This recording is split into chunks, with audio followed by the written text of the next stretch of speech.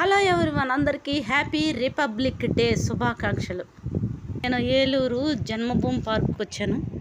అక్కడ ఒక మంచి ఫ్లవర్స్తో ఉన్న పెద్ద ట్రీని చూశాను. మీకు చూపిస్తున్నాను, చూడండి. లైక్ చేయండి, షేర్ చేయండి, సబ్స్క్రైబ్ చేయండి. దాని గురించి వివరిస్తాను.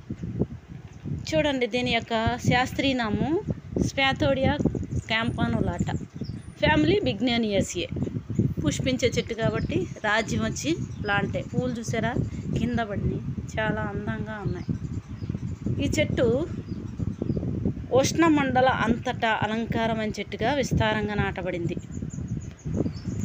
సాధారణంగా ఇది గ్రీకు పదం నుంచి వచ్చింది. గ్రీకు పదాలు స్పతే, ఓయిడా అనే పదాల నుంచి వచ్చింది. స్పాతే లాంటి కాలిక్స్ను సూచిస్తుంది. దీనిని 1787లో ఆఫ్రికా గోల్డ్ కోస్ట్లో యూరోపియన్లు పేర్కొన్నారు. పూల మొగ్గ ఆంపుల ఆకారంలో ఉంటుంది.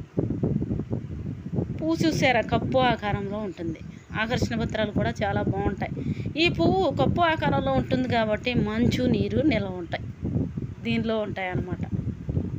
నీటిని సిమ్మే సామర్థ్యం కారణంగా ప్రజలు ఈ మొగ్గలతో ఆడుకుంటారు. వీటి యొక్క మొగ్గల్లో కూడా నీరుంటుంది నిల్వ. ఈ ఆకర్షణ పత్రాలు అందంగా ఉన్నాయి.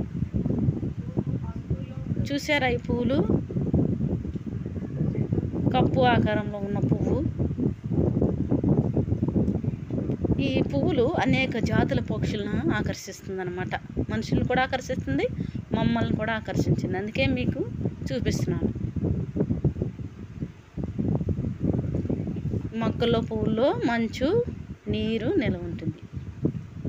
ఈ వీడియో మీకు నచ్చినట్లయితే లైక్ చేయండి, షేర్ చేయండి అండ్ సబ్స్క్రైబ్ చేయండి. దీన్ని అలంకారమైన మొక్కగా పెంచుకుంటారు. పార్కులో ఉంది ఈ పూల మొక్క. ఇది పెద్ద వృక్షం. కలప చూసారా, చాలా ఉంది. పెద్ద కలపగా కూడా ఉపయోగపడుతుంది ఈ చెట్టు. చాలా పెద్ద చెట్టు ఇది. సూర్యకాంతి మరియు వర్షపాతం పుష్కలంగా ఉన్న ఉష్ణమండల వాతావరణంలో ఇది వృద్ధి చెందుతుంది.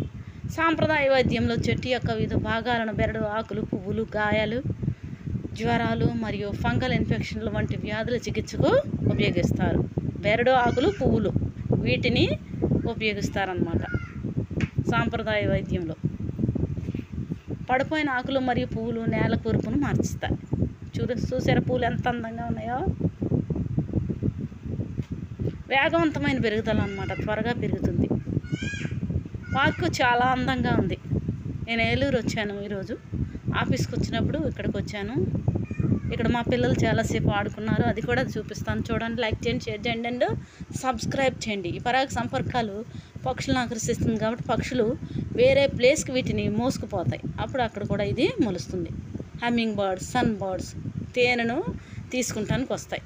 అప్పుడు ఇవి పక్షుల ద్వారా వేరే ప్రాంతానికి విస్తరించబడుతుంది అన్నమాట.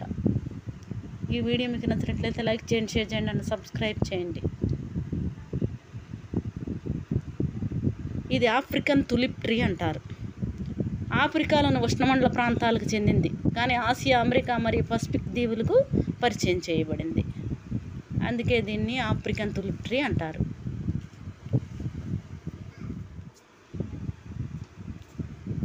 7-25 మీటర్ల వరకు పెరుగుతాయి ఈ చెట్లు. 23-82 అడుగులు అన్నమాట.